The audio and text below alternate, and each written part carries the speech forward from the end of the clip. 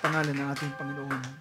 Sa sandaling ito ay nais kong ating buksan ang ating mga banal na kasulatan sa aklat ng Philippians chapter 4, starting verse 4 hanggang sa verse 6 o verse 7.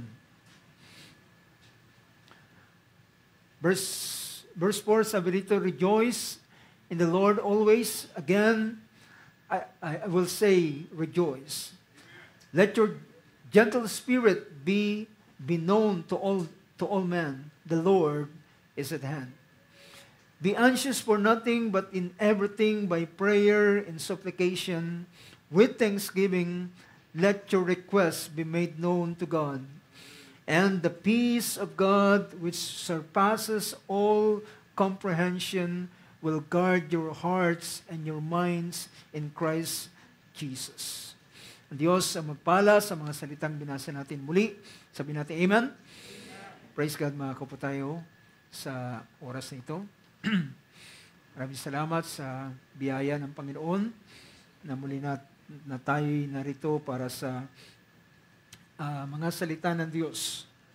At tunay na ang Panginoon ang siyang buhay ng bawat isa atin. At merong awit na nagsabing, sa salita mo kami ay nabubuhay. Praise God. Sa oras na ito, sa ating paksa na ating tatalakayin, last Sunday ay pinag-usapan natin ang may kalalaman sa paksang perfect peace, ang sakdal na kapayapaan, at ito ay nagpakita ng ang tinuturo sa atin at ang pinapakita ng banal na kasulatan, ang kakumpletuhan natin ay walang iba kundi ang ating Diyos. So kapag ang Diyos ay wala, ay ito ay kulang at ang tao ay hindi pwedeng magkaroon ng kapayapaan.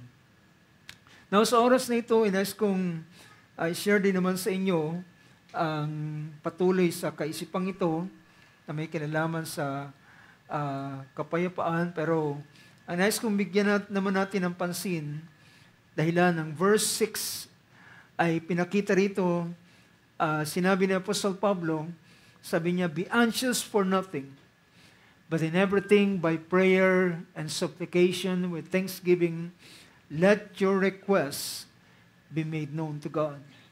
Nais kong bigyan natin ng pansin ng isang kaisipan habang ako'y nagbabasa kanina ng banal na kasulatan. Mayroong isang portion doon sa gospel na ang heading niya ay nagpapakita ng the cure for anxiety. So the cure for anxiety.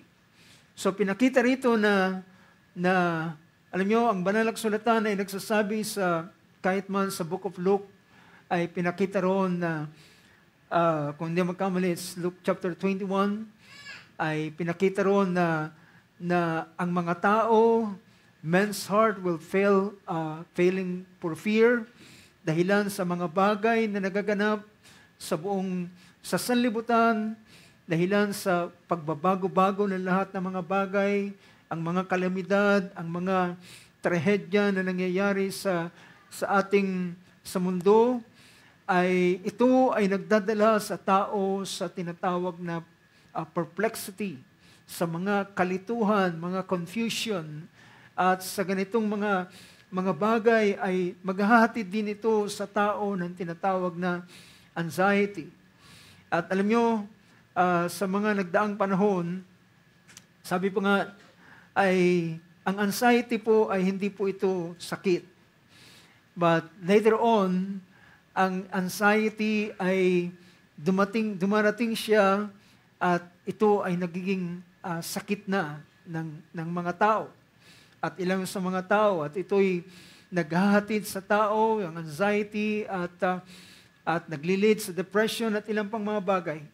Well, kung ating titingnan, mga kapatid, ang pahayag na ito ni Apostol Pablo sa kanyang pangusap, ay kanyang pinakita sa chapter 4 sa chapter 4 verse 4 ay sinabi ni Apostol Pablo rito, sabi niya, "Rejoice in the Lord always, and I will say rejoice."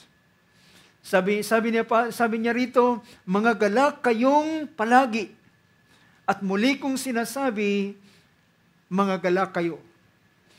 Alam niyo mga kapatid, alam niyo ba na si Apostol Pablo habang sinusulat niya ang ganitong bagay, ay kung titingnan natin ang kasaysayan ng Philippians, ay sinulat ni Apostol Pablo habang siya ay nakabilanggo.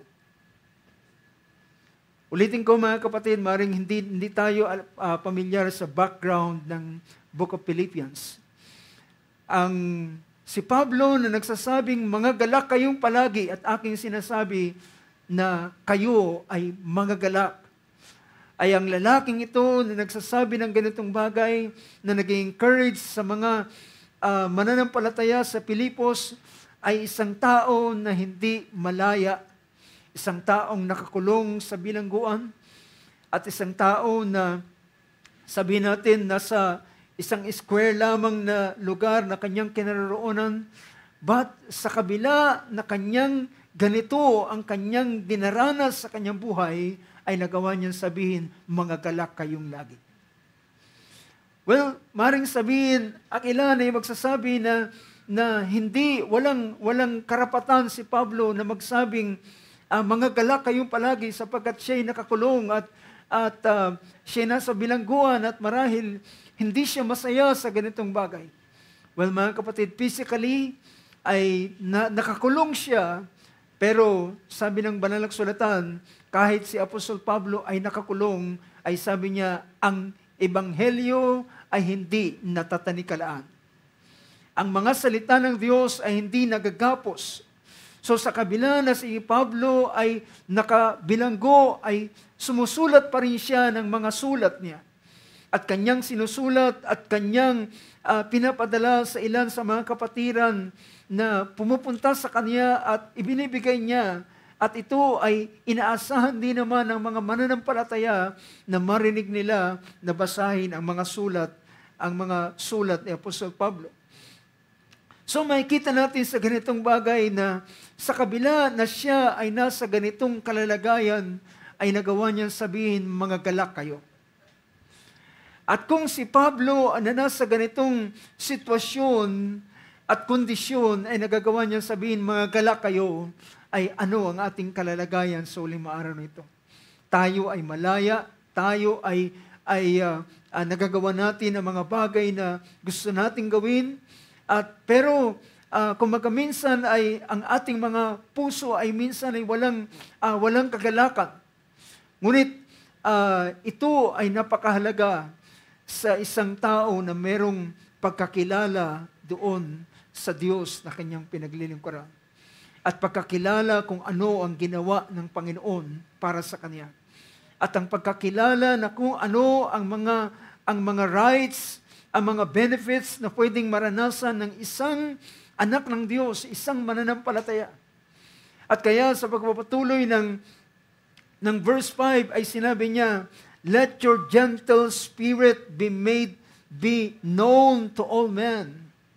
Let your gentle spirit be known to all men. At sinabi niya, the Lord is at hand.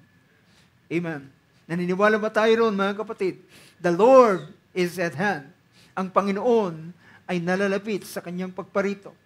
And verse 6 ay kanyang ipinakita ang isang solusyon at isang, sabihin natin, ang dahilan kung bakit si Apostol Pablo ay nasa tinatawag na kagalakan. Kagalakan in the sense na ito ay hindi po ito, minsan po, iba ang kalalagayan ng isang tao na masaya. Yung masaya ay minsan siya ay in-invoke ng mga kanyang atmosphere na masaya. Pero kapag siya ay nag-iisa na lamang, ay wala na ang kasiyahang ito. Pero ang kasiyahan na naroon kay Pablo ay hindi dahilan sa mga bagay, sa sitwasyon. Dahilan, ang sitwasyon ay makikita niya na ito ay hindi niya ikagagalak. Pero meron kung anong bagay doon sa loob niya na naghahatid sa kanya sa tinatawag na kagalakan. At ito ay pinakita niya yung pinaka-dahilan at solusyon na sabi niya, be anxious for nothing. Sa Tagalog ay pinakita sa verse 6, sabi niya, verse 6, huwag kayong mga balisa sa anumang bagay.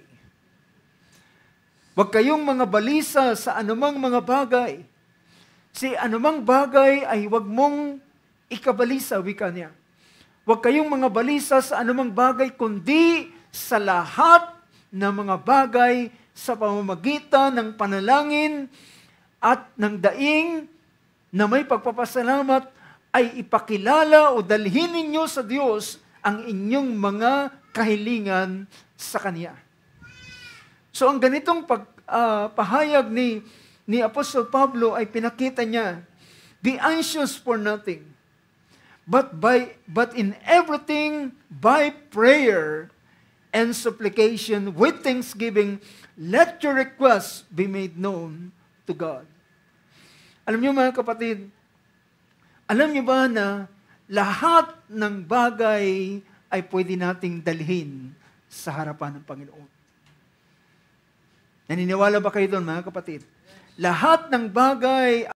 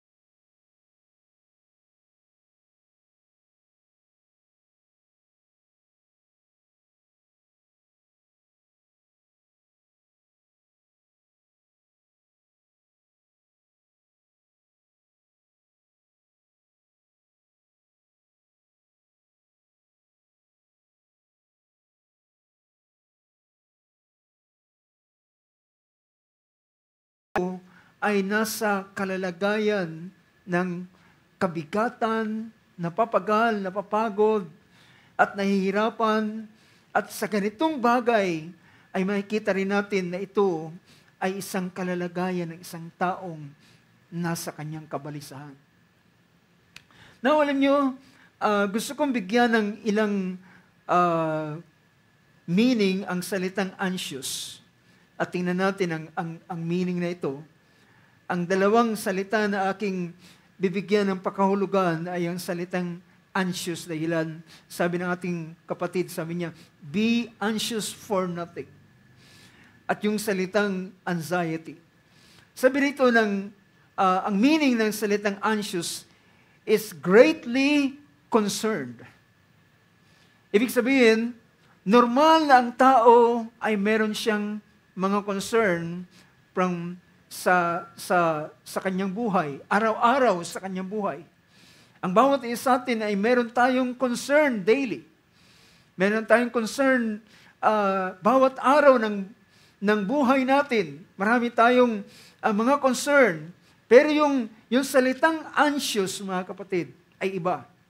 Ang salitang anxious o yung isang kalalagayan ng isang nababalisa ay yung tinatawag na greatly concerned.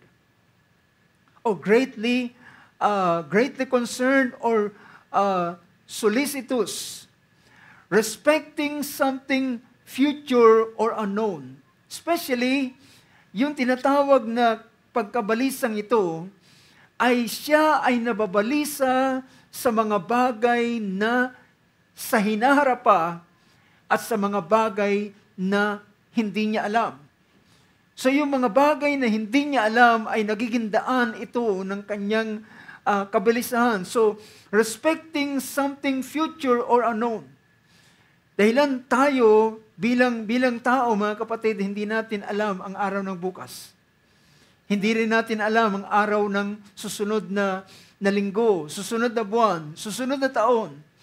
At kung ikaw ay magpapakabalisa sa mga bagay na darating para bukas, para sa susunod na linggo, para sa susunod na buwan, susunod na taon, at mapupuno ka ng ganitong bagay, well, ang iyong sarili, ang iyong buhay ay didilim. Di ba? Ang iyong paningin ay magdidilim. So greatly concerned, ito yung salitang anxious. Yung salitang anxious is greatly concerned. At isa pang pinapakita rito ay kapag ang isang tao ay yung tinatawag na painful suspense. So ibig sabihin, ang isang tao na marami siyang iniisip sa kanyang na pwedeng mangyari. At hindi niya alam kung ano yung pwedeng mangyari. At sabi rito, painful, pag ang tao na inaroon na siya sa isang painful suspense, na hindi niya mawari ang kanyang pakiramdam na nagiging labis na balisa. So yun yung salitang anxious. Ang salitang anxiety is alos kasing kahulugan ng salitang anxious. At pinakita rito ang salitang anxiety is a concern or solicitude respecting some event. So ang concern niya ay patungkol sa isang some event, future or uncertain. Ang isang bagay na sa bukas pa, sa hinaharap, na bagay na hindi tiyak. At yan ang dahilan ng ating Panginoon ay kanyang ipinahayag ang isang pangungusap na sabi niya, huwag kayong mabalisa sa araw ng bukas. Huwag kayong mabalisa sa araw ng bukas. Bayaan ninyo na ipagkatiwalan nyo, bayaan nyo ang bukas ay mabalisa sa kanyang sarili. So ang kanyang pinapakita ay ito ay labis na nakakaapekto sa buhay ng isang tao. At later on, tutuloy ko muna yung isang pagpapahayag ng kahulugan nito. So concern or solicitude respecting some event, future, or uncertain sa mga bagay na hinaharap na hindi tiyak, which disturbs the mind, na nagpapagulo sa kaisipan, and keeps in a state of painful uneasiness. So nagdadala na ito ng nadidisturb na ang kanyang kaisipan na hindi na siya mapakali at ang ilan ay nagiging daan na hindi na makatulog, hindi na mapakali at disturbs the mind and keeps it in a state of painful uneasiness. It expresses more than uneasiness or disturbance. So, ito ay mas malala sa tinatawag na pag-aalala. So, yung dumarating na siya na nag-express o nakikita na ang uneasiness or disturbance even more than trouble or solicitude. It usually springs from fear or serious apprehension of evil. Na ito ay naghahatid na ng labis na takot. So yung unay pag-aalala, yung concern, ang concern ay normal. Meron tayong mga daily concern. Pero kapag ang concern na yon ay naging malabis mo ng iniisip at ito ay naghahatid na ng takot sa iyo, well, ito ay hindi na mainam. Kaya't ang payo ni Apostol Pablo sa kanyang sulat, dahilan ang ating series na binibigyan ng pansin ay may kinalaman sa kapayapaan, na may kinalaman sa kalalagayan ng puso ng isang tao. Kaya't pinakita rito ang isa sa tinatawag na solusyon, a cure for anxiety. At ang pinaka-cure nito ay pinakita ni Apostol Pablo sa verse 6 na sabi niya, be anxious for nothing but in everything by prayer. Ito po ang pinaka-solusyon sa lahat ng mga bagay. Alam nyo na ang bagay niyan. But may mga pagkakataon na hindi natin nagagawa ang ganitong bagay. Nakakalimutan natin. At tayo ay madalas na dinaratnan ng ganitong bagay. You know, may mga panahon ako'y nagbubulay-bulay at aking tinitingnan, mga kapatid, na walang lahat ng bagay ay kayang solusyonan ng ating Panginoon. How many believes that? Lahat ng bagay. Anumang pangyayari sa buhay, anumang bagay ay ang kinakailangan, ang hinihintay ng ating Panginoon sa bawat isa atin ay dalhin natin ito sa Kanya. Mamaya meron akong ilang bagay na bibigyan ng pansin. Now, pansinin ninyo, tingnan muna natin ang pangungusap mismo ng ating Panginoon sa aklat ng Matthew chapter 6. Starting from verse 5 ay pinakita ng ating Panginoon ang ganitong mga bagay. Alam nyo, sa aking Bible, ay ang heading ng verse 25 hanggang verse 34 ng chapter 6 ng book of Matthew is the cure for anxiety. Kaya't sabi rito ng ating Panginoon, sabi niya, for this reason, see, ibig sabihin, bakit siya nangungusap ng ganitong bagay sa verse 25 ay merong kinalaman sa mga unang salita na kanyang ipinangusap sa mga unang talata sa itaas mula verse 1 hanggang verse 24. So sa verse 25, sabi rito, for this reason I say to you, sabi niya, sinasabi ko sa inyo, for this reason I say to you, do not be worried about your life. Do not be worried about your life. As to what you will eat or what you will drink, or for your nor for your body as to what you will put on. Is not life more than food, and the body more than a clothing? Now, pinakita nyo dito, mga kapatid, ang ating Panginoon ay nagsabi ng ganitong bagay sa verse 25 na ito. Sabi niya, tingnan natin sa wikang Tagalog. Sabi niya sa verse na yan, kaya nga sinasabi ko sa inyo, huwag kayong mga balisa sa inyong pamumuhay, kung ano baga ang inyong kakanin, ang inyong inumin, kahit ang inyong katawan, kung ano ang inyong daraptin. Hindi baga mahigit ang buhay kaysa pagkain. So pinakita rito na ang buhay, ang bawat isa sa atin ay merong buhay. Diba? At sabi rito, ang buhay ay mas higit kaysa pagkain. Alam niyo ba, mga kapatid, nung nakaraan ay binigyan natin ng pansin na dahil ang Panginoon ay kanyang nilalang, ang unang lalaki at babae sa ibabaw ng sanlibutan. At bago niya sila lalangin, at bago sila mag-exist dito sa ibabaw ng lupa, ang ginawa ng Diyos ay inihanda muna ng Diyos ang lahat ng bagay na kailangan kailangan. Tama ba, mga kapatid?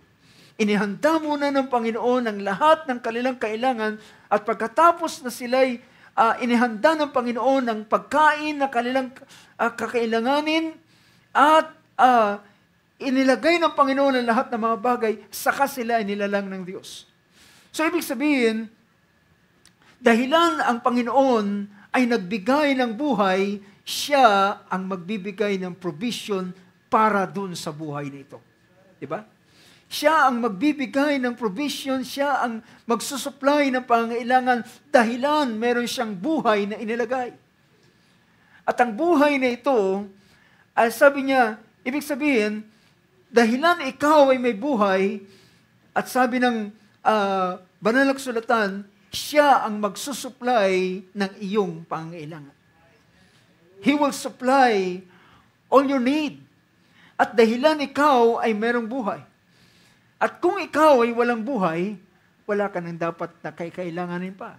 Di mo na kailangan ng pagkain.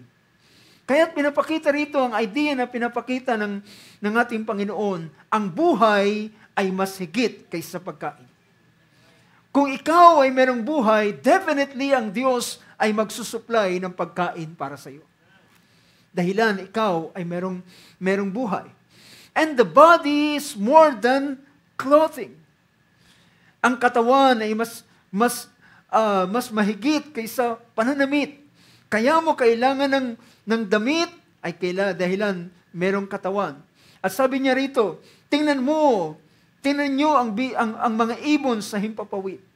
Look at the birds of the air. They do not sow, nor reap, nor gather into barns, and yet your heavenly Father feeds them. Are you not worth much more than they? Sabi niya, tingnan ninyo ang mga ibon. Hindi sila nagtatanim, hindi sila marunong magtanim, hindi rin sila marunong umani. Pero sila ay kumakain araw-araw sa kanilang buhay at pinapakain sila ng ating Panginoon. Sabi niya mismo ng ating Panginoon, pinapakain sila ng inyong Ama na nasa langit. Pansinin ninyo yung verse na ito. And yet, sabi niya, nor gather, and yet your heavenly Father feeds them. Mga kapatid, hindi anak ng Diyos ang mga ibon. Ang anak ng Diyos ay ikaw. Do you get the point? Hindi anak ng Diyos ang mga ibon na lumilipad sa himpapawid. Sila ay creation ng Diyos. Yes, they are creation of God. Sila ay creation ng Diyos, pero sila ay hindi anak ng Diyos. At sinong anak? Tayo. Ikaw at ako. Ang mga anak ng Diyos. Pero sila na mga ibon ay pinapakain ng inyong Ama na nasa langit. Your Father. Nakukuha niyo yung idea, mga kapatid. Ang nagpapakain sa kanila ay ang inyong Ama na nasa langit.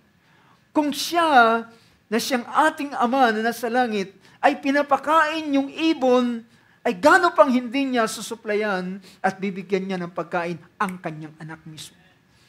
Sabi ng ating Panginoon, kahit ang isang tao ay masama, kapag ang kanyang anak ay humingi sa kanya, ay hindi niya ito papahindian. Alam niyo mga kapatid, may mga magulang para lamang mabigyan nila ng kasiyahan at ang pangangailangan ng kanilang anak kung kinakailangan dahilan sa kagipitan ay gumagawa ng masama. Para lamang doon sa kanilang anak. Ngunit sabi rito, and yet your heavenly Father, not their heavenly Father, but your heavenly Father feeds them, and are you not worth much? Hindi ba kayo mas higit na mahalaga kaysa mga ibon? Isang talata sinabi na mas higit kayong mahalaga kaysa maraming mga maya. Verse 27, and who of you by being worried can add a single hour to his life? Now, ang tanong ng ating Panginoon, ano ang maitutulong ng iyong pagkabalisa? Ano ang magagawa ng iyong pagkabalisa? Nothing. Walang magagawa ang iyong pagkabalisa. Kahit ikaw ay mag-isip ng mag-isip, ay walang magagawa ang bagay niya. Sabi ng ilan, kaya raw pumuputi yung buhok, kaiisip. Well, hindi po yan. Dahilan, alam niyo, sabi ng banal na kasulatan, hindi mo kayang paputiin ang iyong buhok. Kahit isa man sa iyong buhok. Ay, hindi mo ito kayang paputiin. Well, yan ay ginagawa ng katawan mismo ng isang tao. Yung pagkakaroon ng puting buhok, ito'y dahilan sa pagbabago o sa aging ng isang tao o ano pa mang mga bagay. Pero walang taong nag-iisip na kaya niyang paputiin ang kanyang buhok. Well, mas naniniwala ako sa sinasabi ng Biblia, sinabi ng Panginoon, hindi mo kayang paputiin ang isa man sa iyong buhok.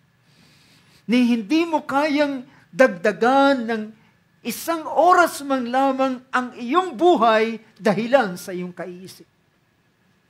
Ibig sabihin, worrying can do nothing. And worrying is what? Is a wasting of time. is a waste of time. So, ibig sabihin, pinapakita rito na ang pagkabalisa ay walang magagawa at pagsasayang lamang ito ng oras. Sabi niya, and why are you worried about your clothing? Sabi niya, observe. Kanina, ginamit yung salitang, look at the birds. Ngayon naman, sabi niya, kung ikaw ay nababalisa sa iyong mga daramtin, sabi niya, masdan ninyo, o sabi niya, consider or observe how the lilies of the field, they do not toil, nor do they spin. Hindi sila naghahabi, hindi sila gumagawa ng tela para gawing damit nila. Yet I say to you, not even Solomon in all his glory clothed himself like one of these. But if God so clothes the grass of the field, which is alive today and tomorrow is thrown into the furnace, will He not much more clothe you, you of little faith? Kung kaya ng Diyos damtan at tayo ay nagagandahan sa mga bulaklak na nakikita natin, ngayon ay maganda ang kanyang kalawalatian, bukas ay lantana at sa susunod na araw ay sisigaan na siya. Tatapon na sa apoy, sabi niya, hindi baga kaya niyang damtan, ikaw na maliit ang pananampalataya. So pinakita niya ang ganitong bagay.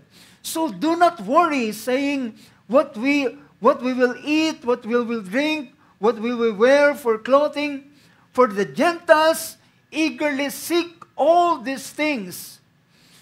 Ang tinutukoy na Gentiles dito ay mga taong hindi kinikilala ang Diyos. Ang mga taong hindi anak ng Diyos.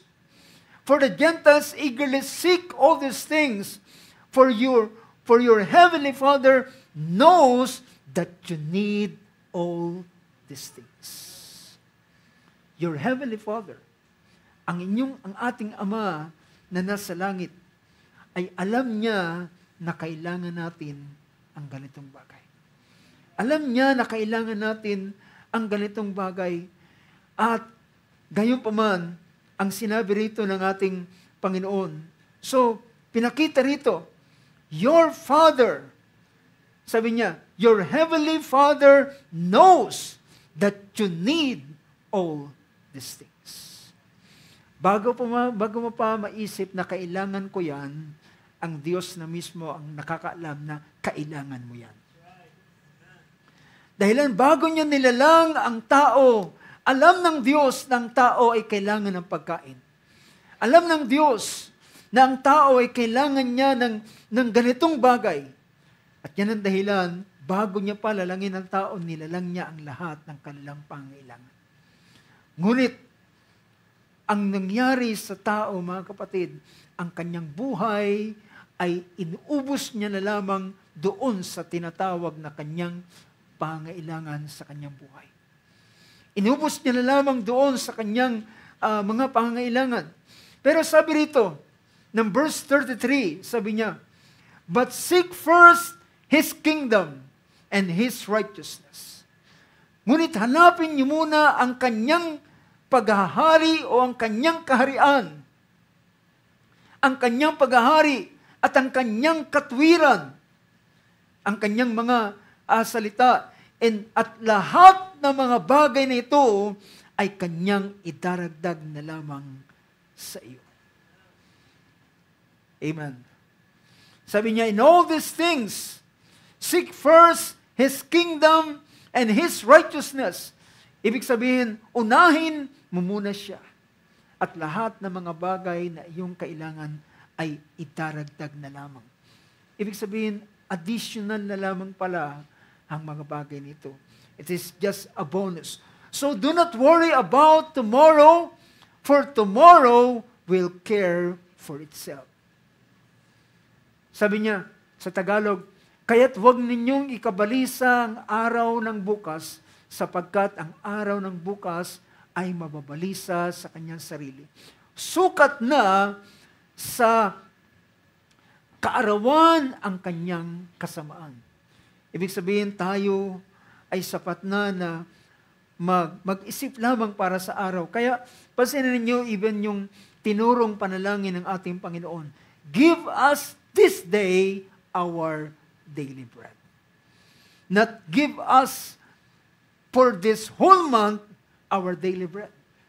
So, ibig sabihin, mga kapatid, dapat ikaw ay mabubuhay lamang para sa bawat araw at wag mong labis na bigyan ng kaisipan yung bukas, yung makalawa, yung isang linggo, yung isang buwan at mapuno ang iyong pag-iisip ng maraming bagay. Kundi, bawat araw ay ikaw ay manalangin at sabihin mo, Lord, give me this day my daily bread. Ibigay mo sa akin ang pagkain ko para sa araw nito.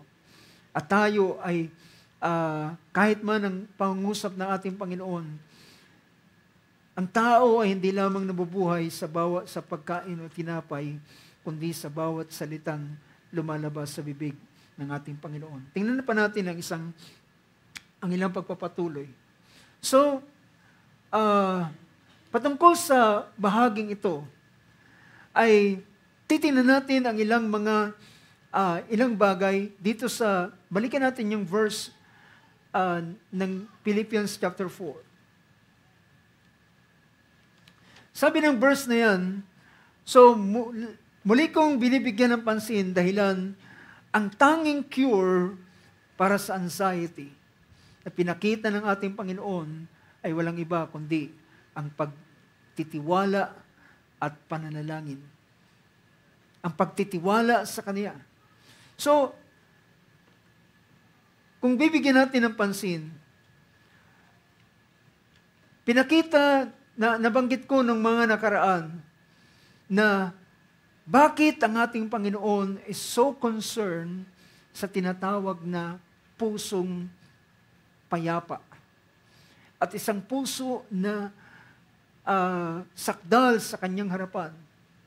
Dahilan ang pusong nasa kapayapaan ay isang puso na magandang bedding ground para sa pananampalataya. Napakahalaga po mga kapatid, at nabanggit ko na rin ng nakaraan, gaano kahalaga ng isang pusong payapa para sa tinatawag na paglago ng pananampalataya. Hindi, tingnan natin ang isang talata na sinabi ng ating Panginoon. Sa isang parable, sa parable ng chapter 13, book of Matthew, verse 22. Isang parable ang pinahayag ng ating Panginoon dito. At ito'y, ang chapter 13 sa pasimula ay about the parable of the sower.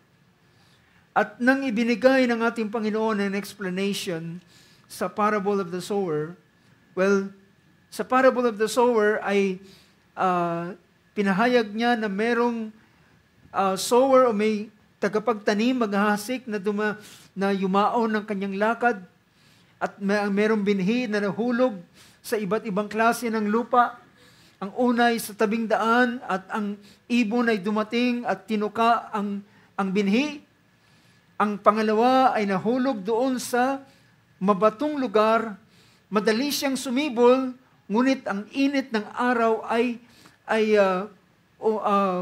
nag-scorch sa kanya, pumatay sa kanya sa tindi ng init dahil ang konti ang lupa at kulang sa hamog. At ang pangatlo naman na kanyang pinakita ay isang binhi na nahulog sa madawag na lugar. Yun ay mababasa natin sa verse 22. Yung sa verse 22, yung interpretation ng ating Panginoon, and the one on whom seed was sown among the thorns, this is the man who hears the word, and the worry of the world and the deceitfulness of wealth choke the word, and it becomes unfruitful.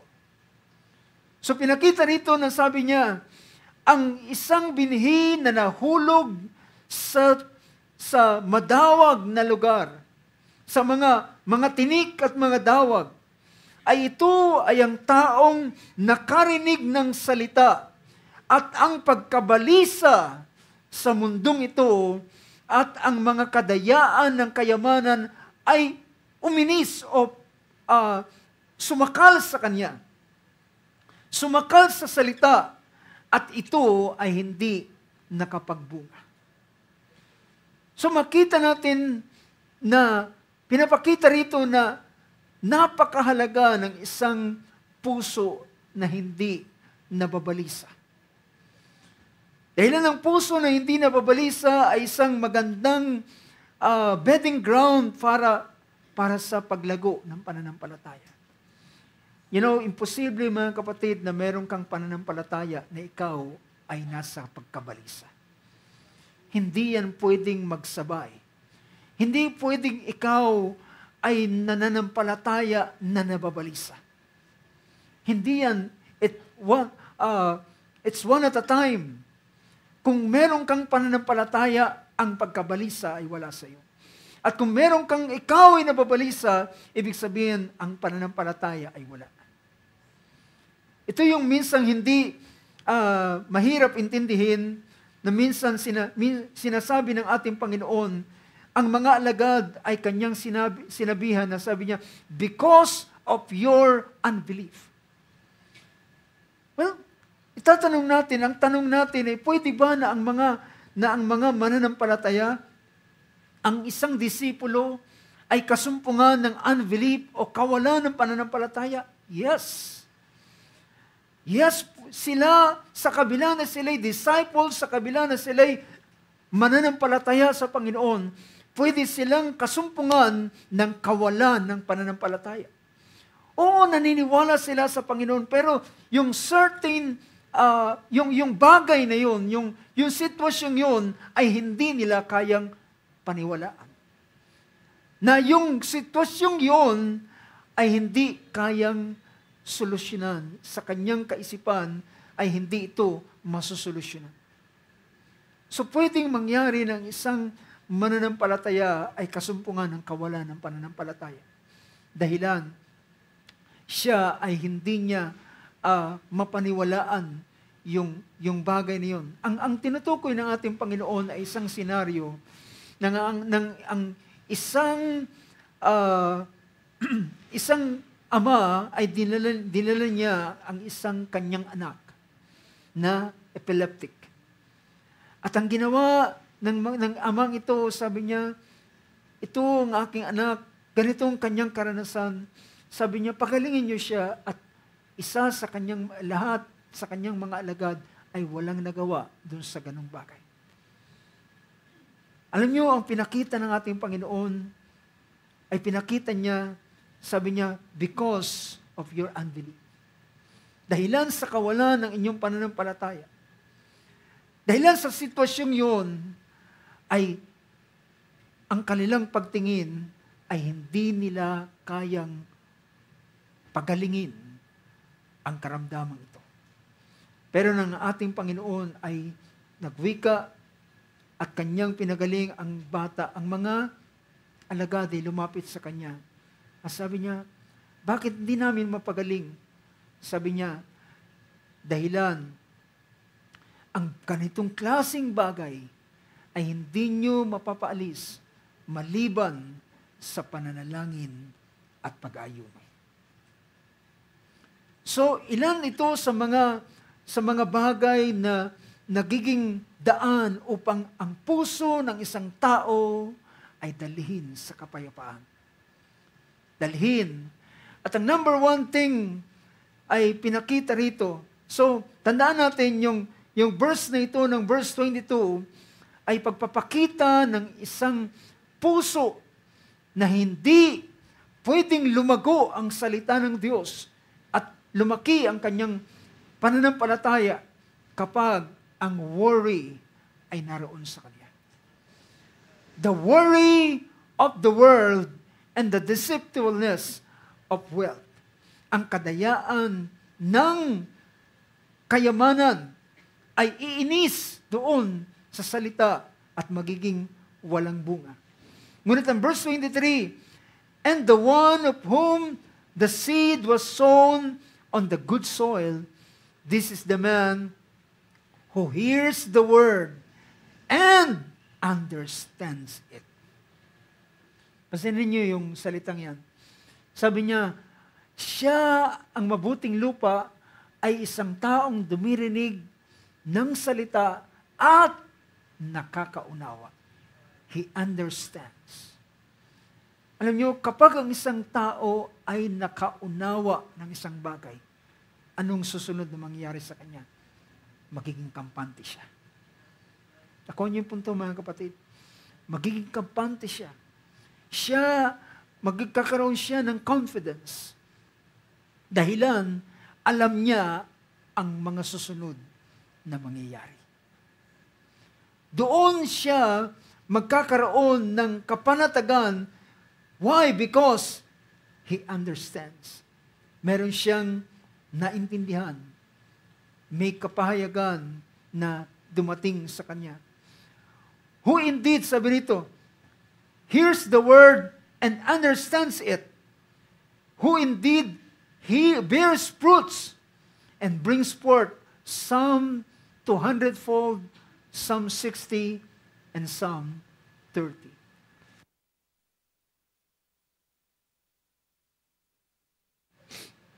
Now, sabi rito, tuloy natin lang mga bagay. So, ang verse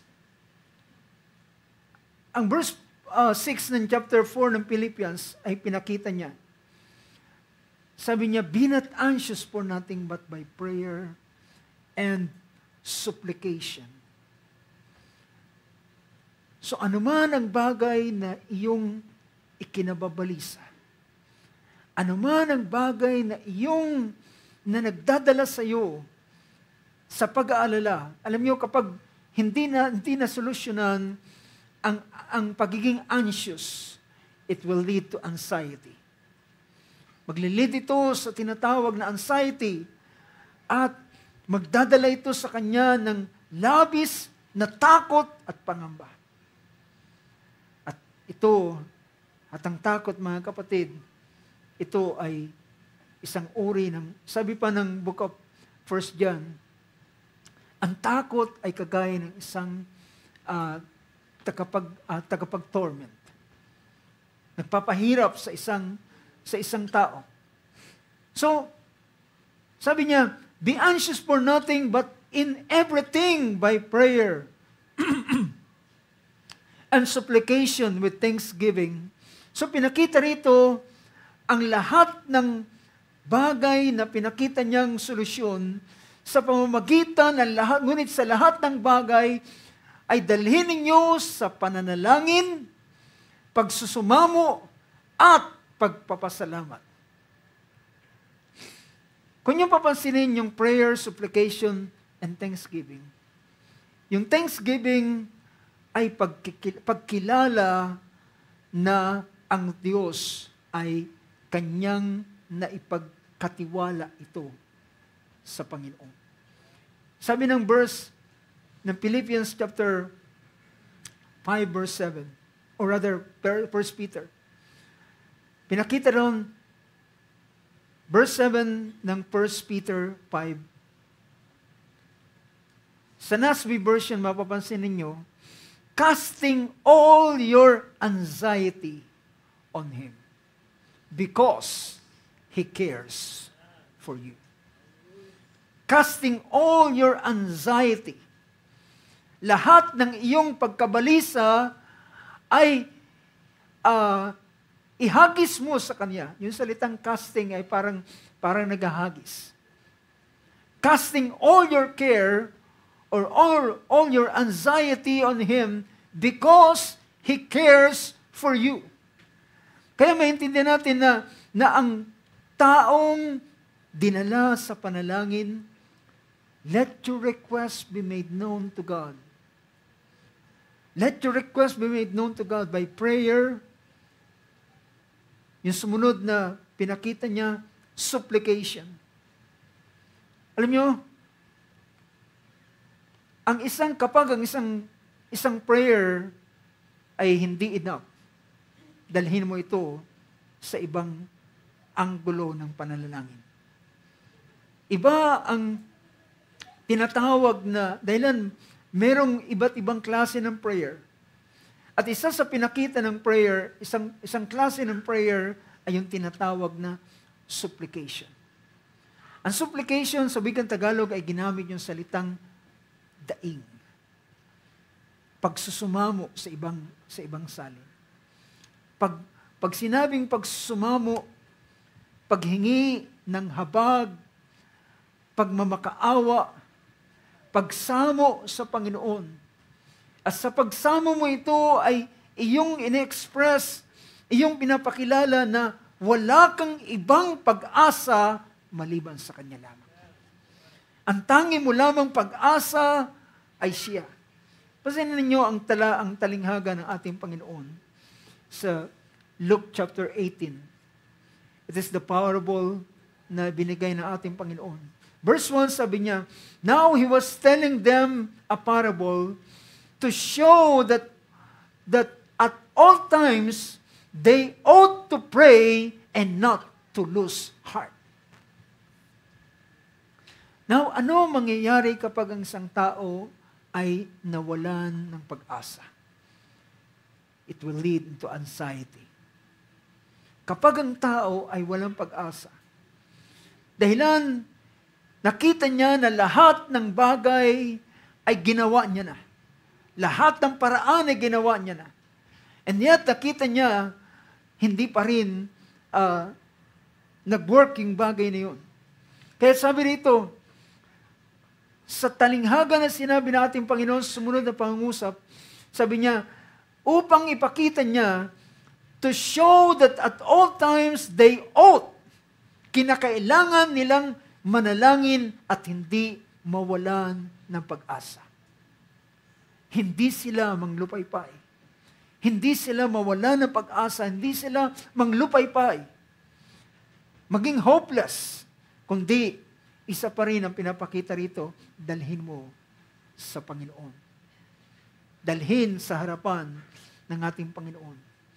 Kaya dito sumunod na talinghaga na pinakita ng Panginoon ay isang babae na paulit-ulit siyang lumalapit sa isang likong hukom na kanyang hinihingi ang kanyang katarungan para sa kanyang asawa. Dito ay pinapakita na sabi niya, wala siyang ibang pwedeng lapitan kundi ang unrighteous judge. Kahit siya unrighteous, wala siyang pwedeng gawin kundi lumapit dito sa likong hukom na ito. Dahilan walang ibang magbibigay sa kanya ng katarungan kundi ang likong hukom lamang. At ang kanyang request ay lagi niyang dinadala doon sa harapan, doon sa likong hukom na ito, hanggang sa ang likong hukom ay nakulitan sa kanya. At dahilan ayaw niya ng siya'y kulitin pa, ibinigay niya ang kanyang pangailangan. Ngunit mga kapatid, ang ating Panginoon ay hindi siya liko, siya isang matuwid na hukom. At siya ay isang Diyos na nagmamalasakit. So dito, pansinin ninyo ang sumunod na pangungusap doon sa Philippians. Dahilan sabi niya, be anxious for nothing but by prayer, but in everything by prayer and supplication with thanksgiving. If prayer is not enough, then gawin mo ito in a supplication way. At pagkatapos mong isamo sa Panginoon, dadalhin mo sa Kanya ang pagpapasalamat bilang pagkilala na alam mo na ikaw ay Kanyang dininig. Let your request be made known to God. And verse 7, and the peace of God which surpasses all comprehension will guard your heart and your minds in Christ Jesus. Pagkatapos ng ganitong bagay, the peace of God. So, hindi ito yung kapayapaan. kundi ito ay kanyang kapayapaan. Yung kapayapaan niya ang siyang gagawa sa iyo. Well, marami tayong mga nagiging dahilan ng tinatawag na anxiety. Ito ay mga minsan ay suliranin natin sa ating buhay, suliranin natin sa ating sarili, suliranin natin sa ating pamilya, suliranin natin sa ating mga anak, o suliranin minsan sa ating sariling katawan dahilan sa karamdaman o ano pa mang mga bagay. Maraming pwedeng magdala sa atin sa anxiety, sa pagkabalisa. Pero ang lahat ng yan ay pwede nating dalhin sa Panginoon. Ang lahat ng yan ay pwede natin dalhin sa Kanya. At pagkatapos ito, after the prayer, after the supplication, pagkatapos ng iyong pagsusumamo sa Kanya, at pagkatapos ng iyong paglalagak ng iyong tiwala sa Kanya, then pasalamatan mo siya. And after that, and the peace of God, which surpasses ang kapayapaan ng Diyos na nilalagpasan nito ang lahat na hindi kayang kapayapaan, na hindi kayang masayod ng pag-iisip, hindi kayang paliwanag. See, kahit ang tao na nagkakaroon nito, na dinatna ng kapayapaan ng Diyos, ay hindi niya kayang paliwanag. Sabi riyan, at ang kapayapaan ng Diyos na di masayod ng pag-iisip, ay mag-iingat ng iyong mga puso at sabi niya, ng iyong mga pag-iisip kay Kristo Jesus. Your heart and your mind. So pinakita dito ang ganitong bagay. Nais kong tingnan ang ilang mga pangyayari sa banal na kasulatan. Meron pong isang, alam niyo kung bakit kinakailangan nating dalhin sa prayer ang lahat ng mga bagay. Maring kanina, nadaanan natin sa verse na sinabi ng ating Panginoon. Sinabi doon sa verse 32 ng chapter 6 na, your Heavenly Father knows that you need all these things. Maring sabihin natin, di ba, alam naman ng Diyos na kailangan ko ang ganitong bagay. Bakit hindi niya na lamang ibigay? Well, tandaan natin mga kapatid, ang bawat isa sa atin ay binigyan niya ng tinatawag na sariling kalooban. At ayaw niyang, kailanman ay ayaw niyang panghimasukan ang ating sariling mga kapasyahan. In fact, ang banal na kasulatan ay nagsasabi sa aklat ng Revelation chapter 3. Ang ating Panginoon ay nakatayo sa pintuan at kumakatok. Diba? Sabi roon sa verse, sa chapter 3 ng book of Revelation, sa verse 20 ng chapter 3 ng Revelation, behold, I stand at the door and knock. If anyone hears my voice and opens the door, I will come into him and will dine with him and he with me.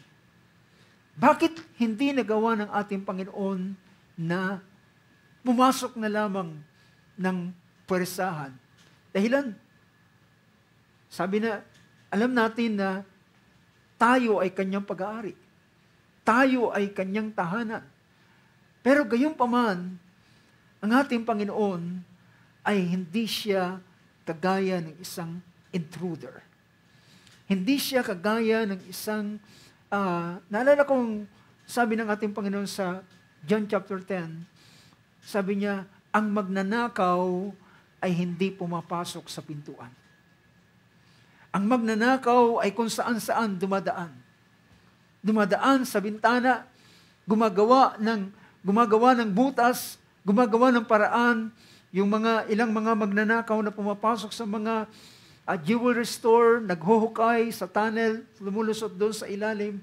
So, ngunit ang tanging dumadaan lamang sa pintuan ay ang tunay na pastor.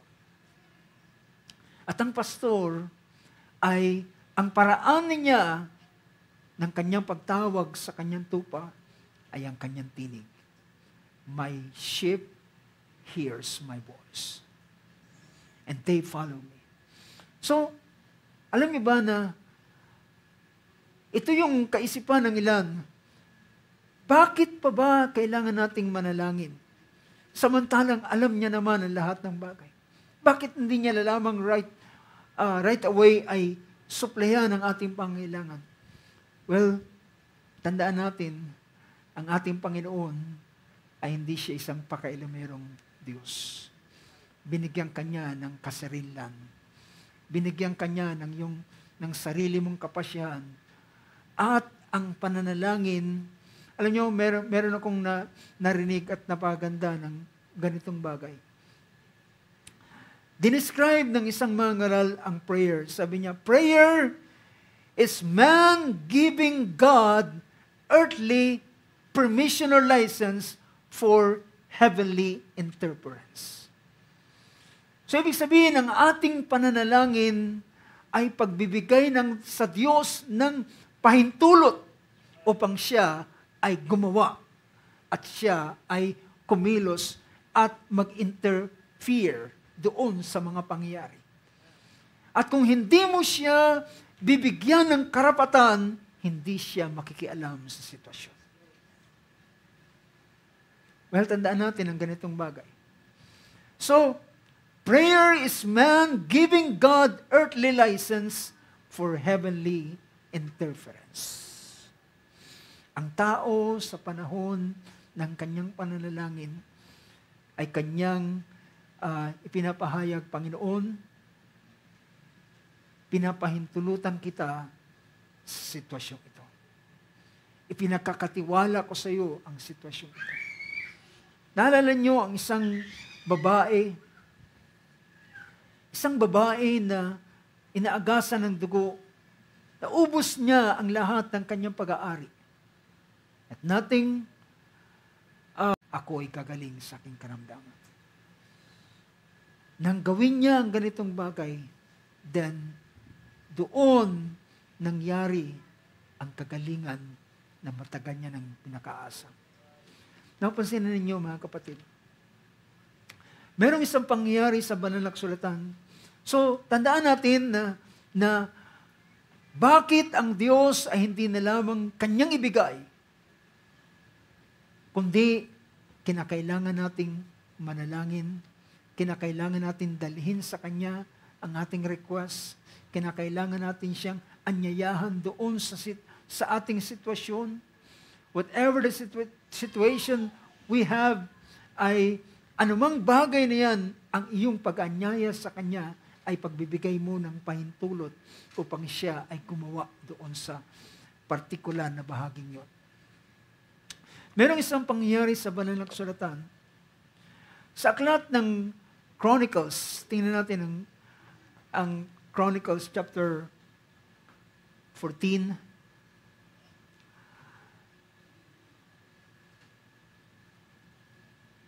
Ang 2 Chronicles chapter 14. Ito yung panahon na isang hari na si Asa ay siya ang pumalit pagkatapos na mamatay ang kanyang ama. At pagkatapos niyang maging hari, then ginawa niya ang lahat ng mga bagay na mabubuti sa kalooban ng Panginoon. Sa chapter 14 verse 2, and Asa did which was good and right in the eyes of the Lord his God.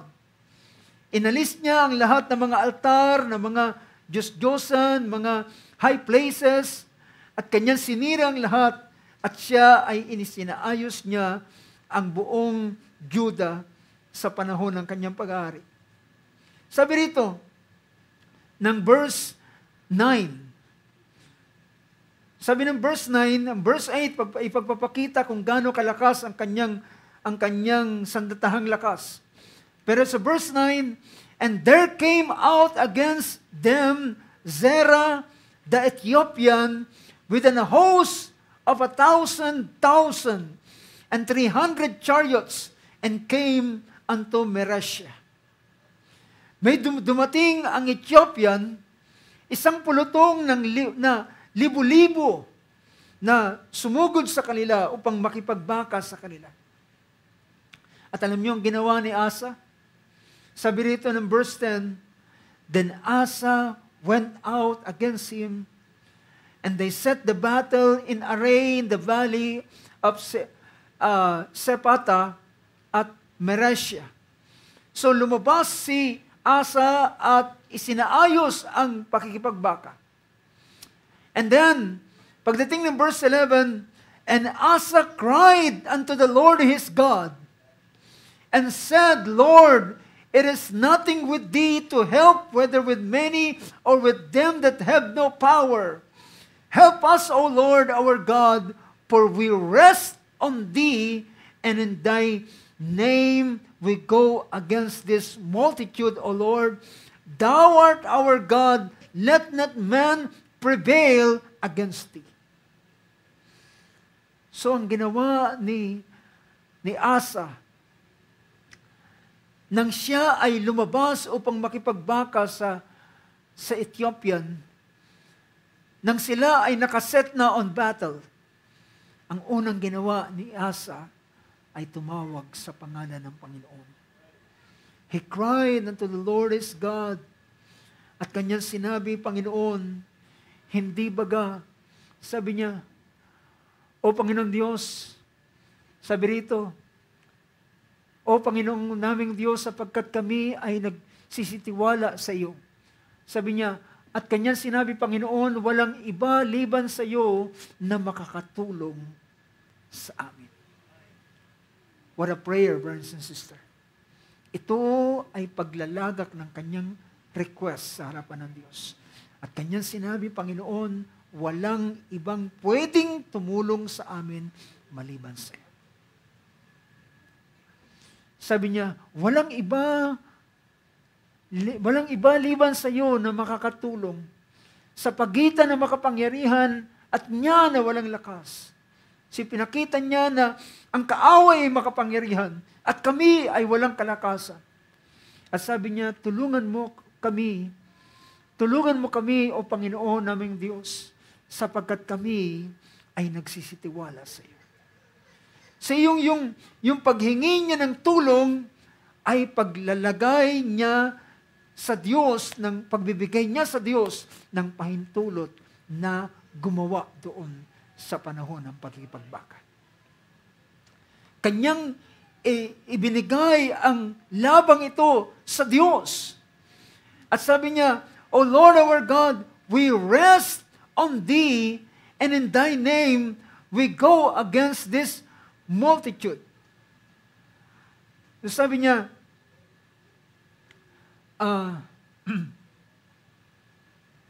it's verse 11.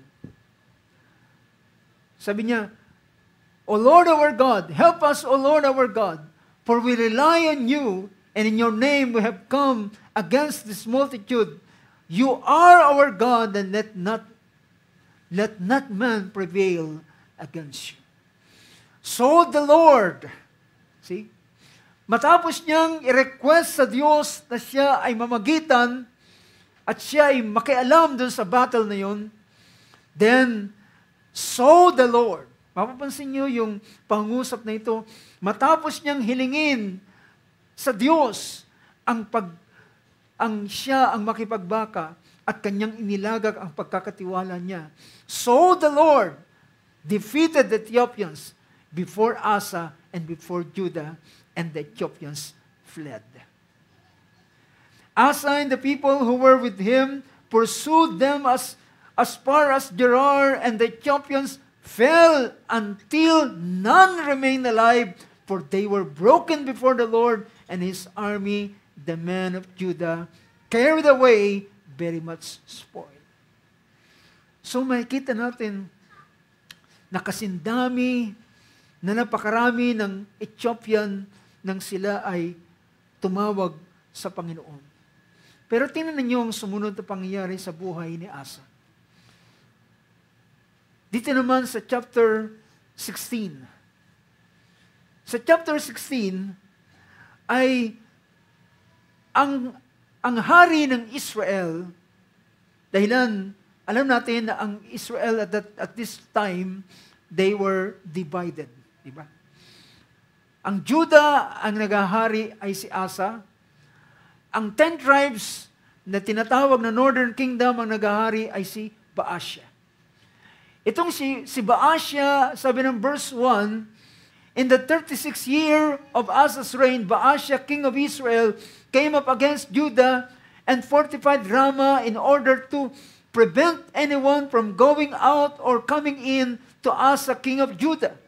So naglagay ng structure si Baasha para maisara at walang makapasok papunta dun sa Judah.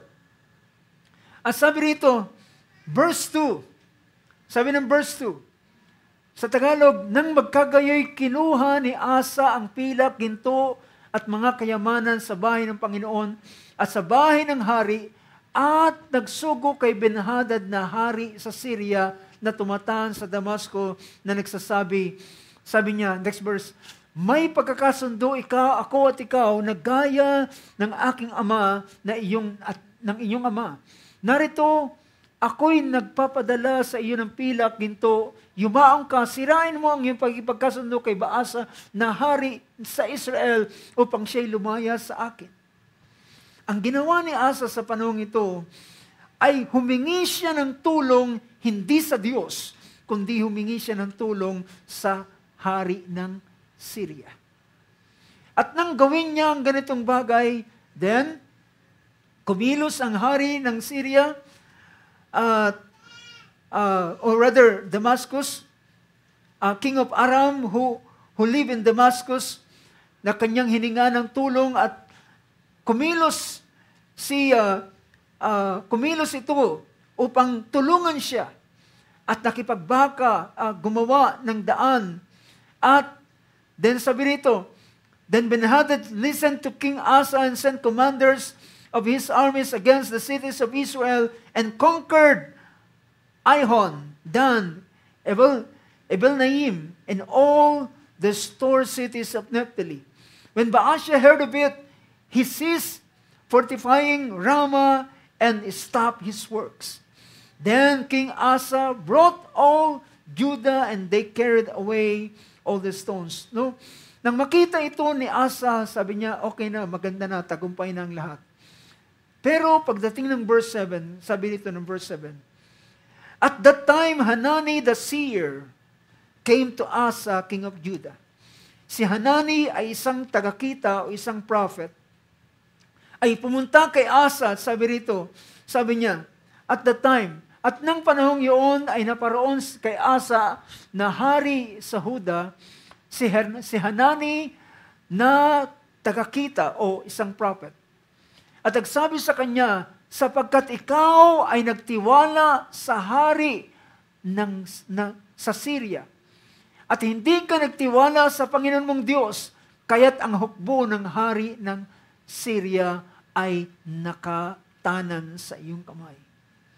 Dahilan nagtiwala ka, sabi niya. Next verse, hindi ba ang mga taga-Ethiopia at ang mga lubim ay mas makapal na hukbo na may mga karo at mga kabayo na totoong marami. Gayon may sapagkat ikaw ay nagtiwala sa akin, ibinigay sila sa iyong kamay. Now, mapapansin nyo sa puntong ito, ang pagkakamali ni Asa, mga kapatid, ay hindi niya dinala sa Panginoon ang kanyang kalalagayan at ang kanyang sitwasyon. Ang kanyang ginawa ay humingi siya ng tulong sa hari ng Syria. At siya ay tinulungan, ngunit ang Diyos ay hindi nalugon.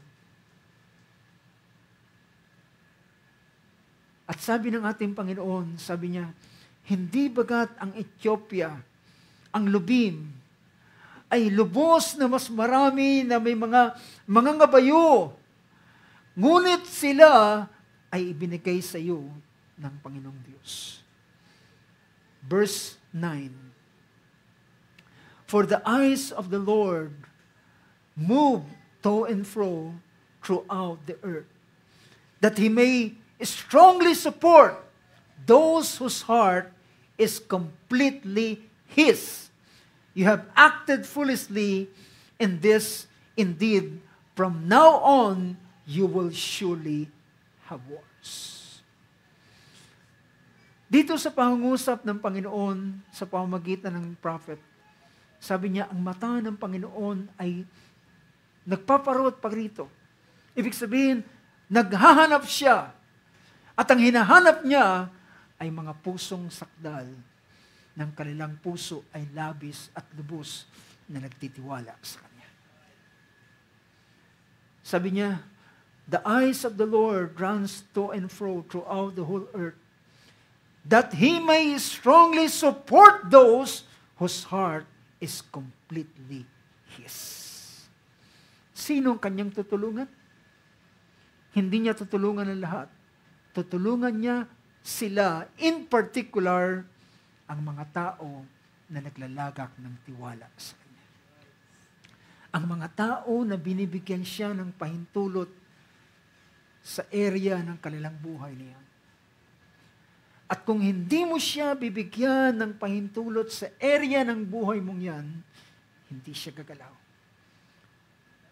He will hands off. Siya'y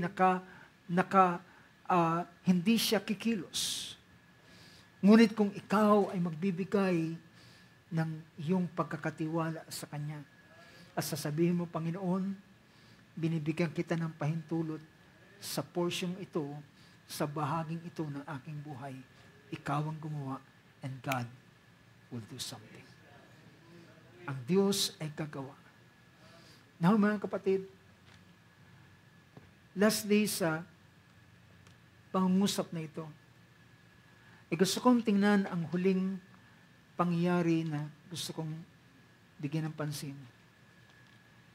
Ito is sa chapter 37 ng Book of Isaiah. Ito yung panahon na si Hezekiah ay pinuntahan ng hari din ng Assyria. Dahilan ang Northern Kingdom ay nahulog na sa kamay ng Assyria. At ngayon ang Assyria ay nagmamayabang at nagmamapuri dahilan nahulog sa kanilang kamay even ang 10 kingdoms, or rather 10 tribes na tinatawag na Northern Kingdom. At gusto niya ngayon na ang natitirang 2 kingdom ng Israel, dalawang tribu rather, ay gusto niya ring kunin.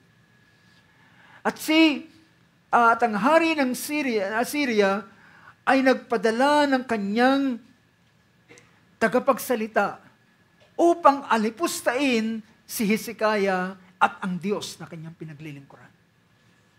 Kaya mababasa natin ang mga sumusunod na pangungusap. Sabi rito, matapos niyang marinig yung mga sinasabi ng tagapagsalita, sabi ng verse 10 in chapter 37, thus you shall say to Hezekiah, king of Judah. Ito'y pangungusap ng isang ni Rabshakeh, do not let your God in whom you trust deceive you, saying, Jerusalem will not be given into the hand of the king of Assyria.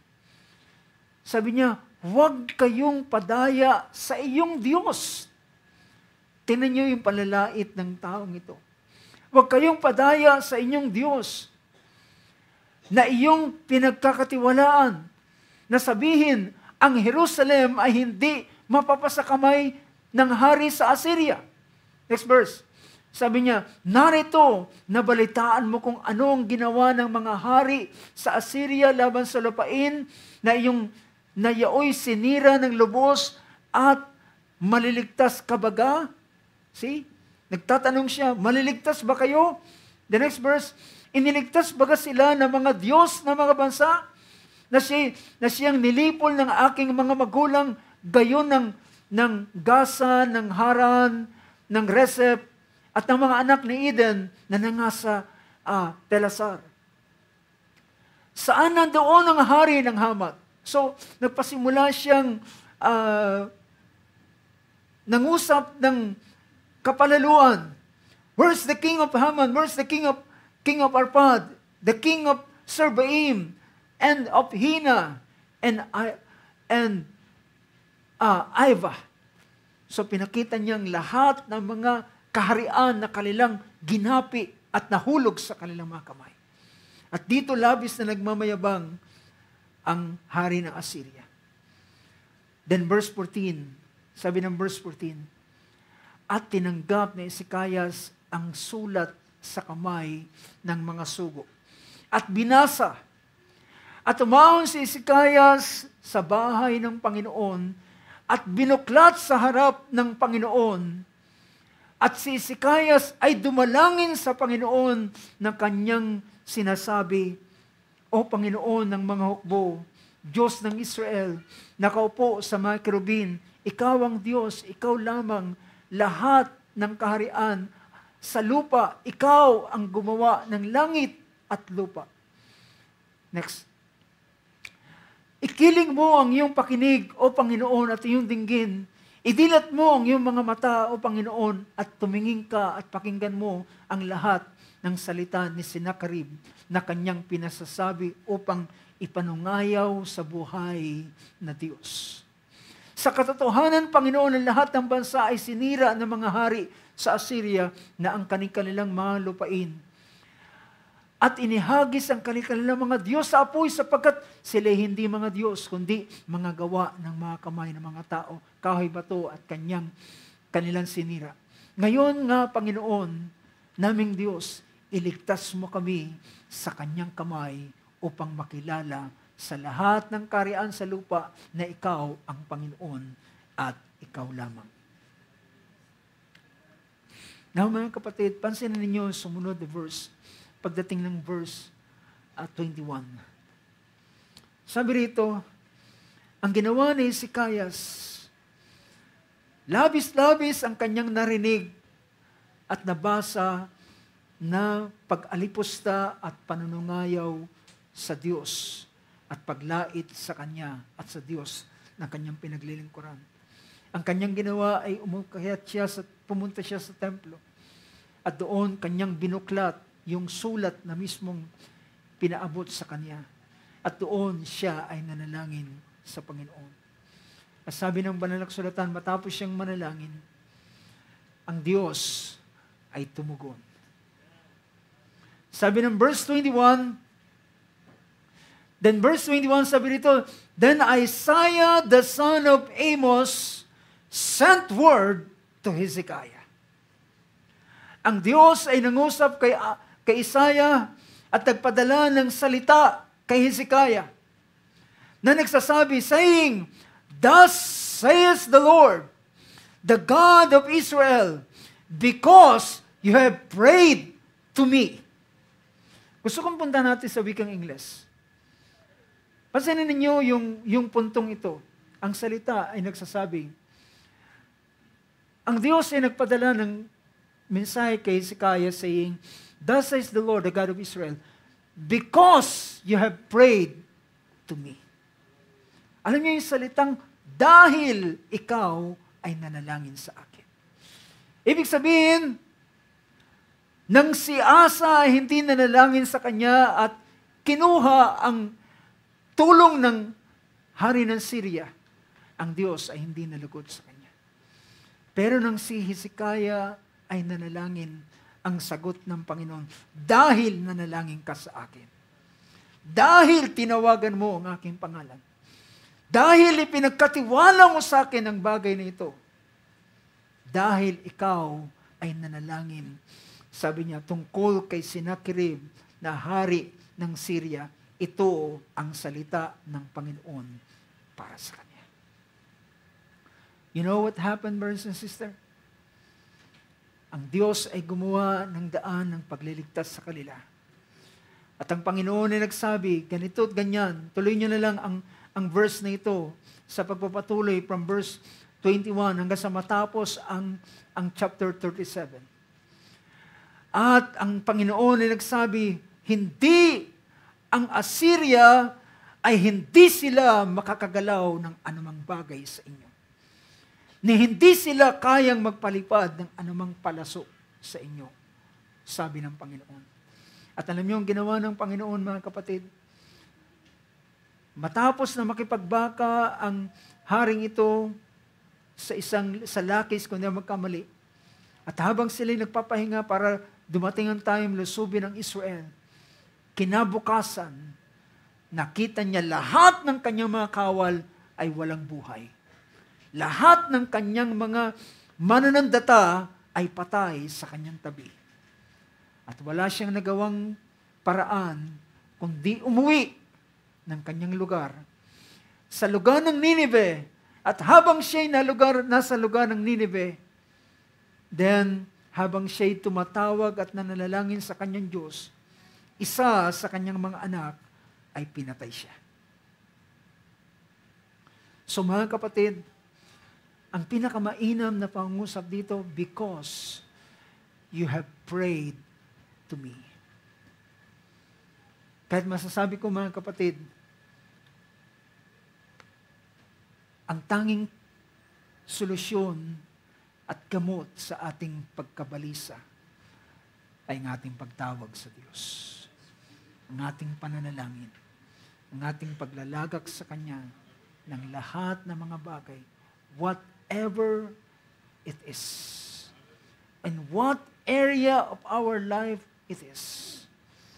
Ito man ay sa ating pisikal na kalalagayan, sa ating karamdaman, sa ating katawan, sa concern ng ating pamilya, sa concern ng ating kinabukasan, sa concern ng lahat ng mga bagay. Well, dalhin natin ito in prayer. And the peace of God that passeth all understanding will guard your heart. At ikaw ay magiging payapa. At pagkatapos ito, anong sabi ng banal na kasulatan?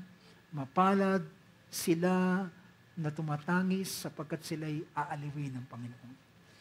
Mapalad sila na may dukhang espiritu at nagtitiwala sa Panginoon sapagkat sila sa kanila ang kaharian ng langit. Makikita nila ang Panginoon sa lahat ng bagay. So there's only one cure, brothers and sisters, na minsan nakakalimutan natin at kung hindi natin nabibigyan ng pansin. And this cure ay ang pananalangin natin sa Panginoon. Kadwasyo tayo tumayo sa oras na ito. Ating palakpakan ng ating Panginoon sa kanyang kapurihan at ang kaluwalhatian. Hallelujah.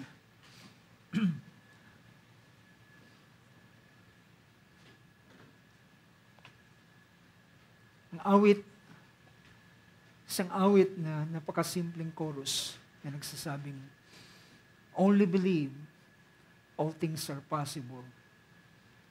Only believe. Awitin natin ang awit na yan. All things are possible. Hallelujah.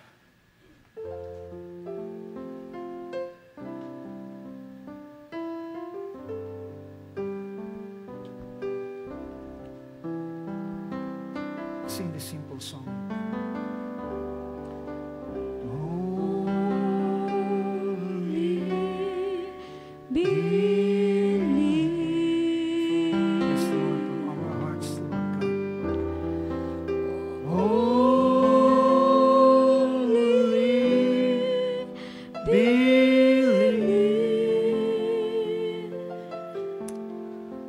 All things are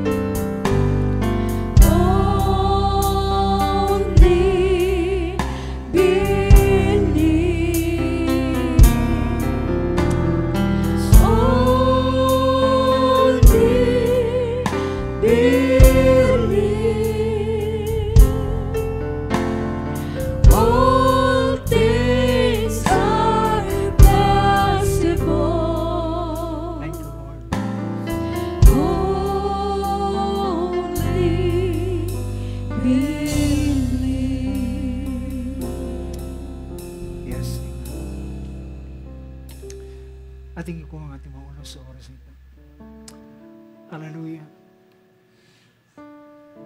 Gaya ng binigyan natin ng pansin.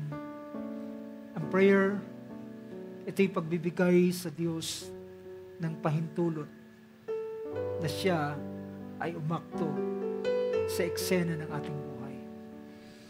Merong isang pangangaral ng ating kapatid Barbanam, calling Jesus on the scene. Ang pagtawag sa Kanya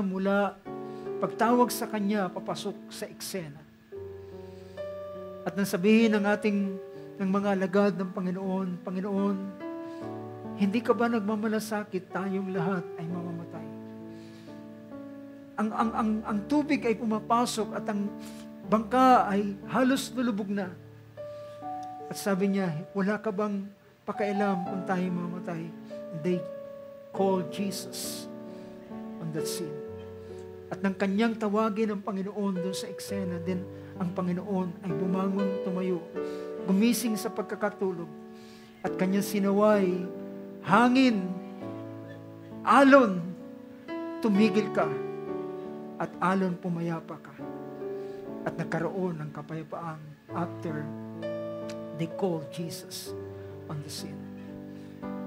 We can call Him on the scene, our sin, sa ating kalalagayan, sa pamamagitan ng pagdadala sa Kanya ng lahat ng ating mga requests, whatever it is.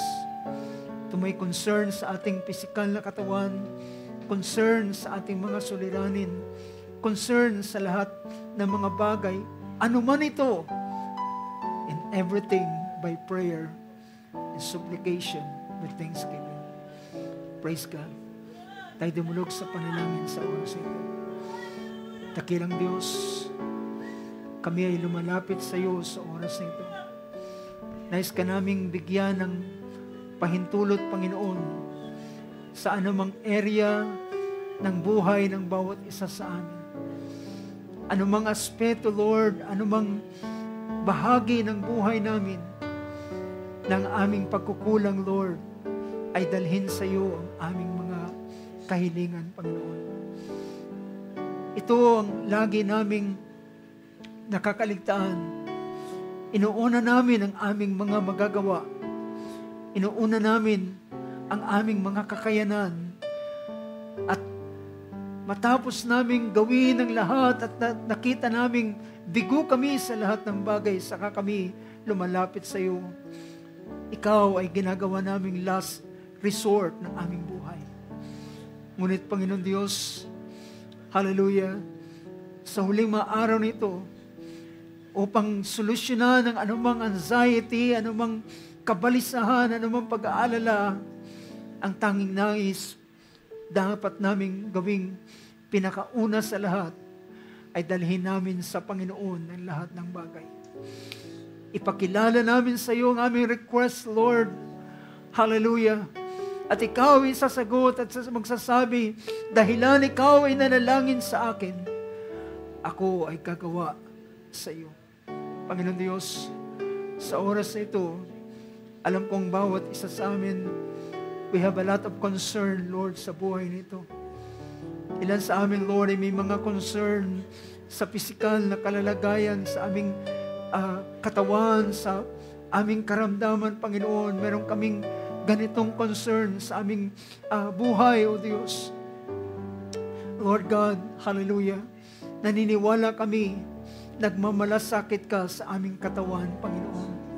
Naniniwala kami, nagmamalasakit ka sa aming pisikal na katawan.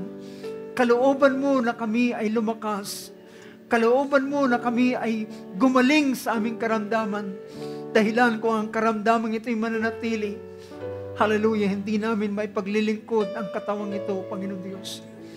At kung iyong pagagalingin ang katawang ito at gagawaran ng kagalingan, pagpapakita lamang na ang katawang ito ay para sa iyo at para lamang sa iyo at gagamitin namin para sa iyo, Panginoon Diyos. Lord God, lahat ng mga kaluluwa na ang concern ay ang kanilang mga pisikal na katawan, ang kanilang karamdaman, Panginoon, Lord, nagmamalasakit ka. Ang katawan ay mas mahalaga kaysa damit, dahilan ng katawan ay yung pinagmalasakitan, Panginoon. Hallelujah. At nais, at yung tinubos din naman ang katawang ito at binayaran ng halaga ng dugo ng aming Panginoong Kristo Jesus. O Lord God, gumawa ka sa buhay ng iyong mga anak. Ang kagalingan, Panginoon Diyos, sa iyong gawad. Hallelujah. Ang himala, Panginoon, ay yung gawin ayon sa iyong sakdal na kalooban, Panginoon. Sapagkat ikaw ay merong pwedeng gawin, Panginoon, sa anumang aspeto ng buhay ng bawat isa sa amin. Kung ang ilan ay may concern sa kanilang buhay spiritual, O Diyos, Lord God, pinagmamalasakitan mo kahit man ang aming spiritual na buhay. Panginoon, pagpalain mo, Lord, ang bawat buhay spiritual ng iyong mga anak. Palakasin mo at nais mo ang unang bagay na tinuturo mo sa amin ay dinadala mo ang aming mga puso sa kapayapaan upang ang aming pananampalataya ay sumibol at ang aming pananampalataya ay lumago at lumakas sa huling mga araw nito, Panginoon. At Lord God, sa kapayapaan yan ay makikita namin ang maraming bagay na pwede mong gawin, O Diyos, hallelujah, sapagkat ang kapahayagan ay pwedeng dumating, hallelujah, sa pamamagitan ng isang pusong payapa na nagtitiwala sa iyo.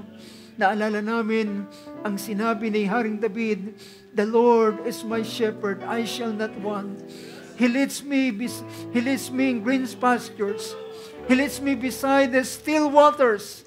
Hallelujah. Ang still waters, Lord, ay nagpapakita ng isang lugar ng kapayapaan, Panginoon. At doon ay yung pinapanauli ang kanyang kaluluwa. Hallelujah.